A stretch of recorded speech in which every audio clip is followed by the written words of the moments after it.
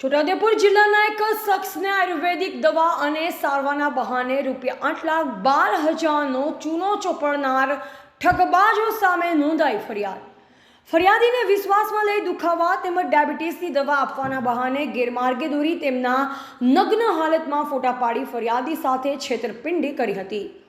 ફરિયાદીના ફોટા સોશિયલ મીડિયાના માધ્યમથી વાયરલ કરવાનું જણાવી ધાકધમકી આપી ફરિયાદી પાસેથી કુલ ₹8,12,000 જમા કરાવડાવી છેતરપિંડી કરી આર્થિક નુકસાન પહોંચાડનારા આરોપી સામે છોટાઉદેપુર સાયબર ક્રાઇમ બ્રાન્ચે તપાસનો ધમધમાટ શરૂ કર્યો। ગણતરીના જ કલાકોમાં સાયબર ક્રાઇમ બ્રાન્ચે એક આરોપીને દબોચી લેવામાં આવ્યો છે। પકડાયેલ આરોપીના કોર્ટે 2 દિવસના રિમાન્ડ મંજૂર કર્યા છે।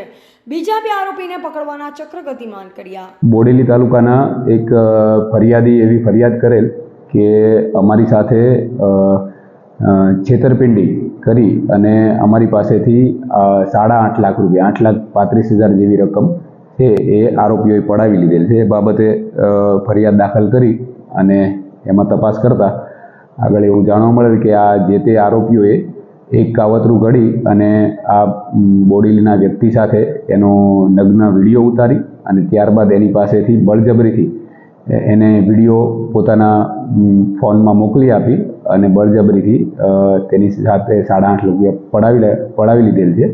અને એની તપાસ કરતાં એક રાજુસિંહ ચિત્તોડિયા નામનો એક વ્યક્તિ અમને આ તપાસમાં મળી આવેલ છે અને બીજા 2 આરોપીઓ હાલ ફરાર છે અને જે પકડાયેલ આરોપીની હાલ રિમાન્ડ પર છે અને આગળની કાર્યવાહી હાલ ચાલુ છે। અહેવાલ ઇમરાન મિર્ઝા, સંબંધ ભારત ન્યૂઝ, છોટાઉદેપુર।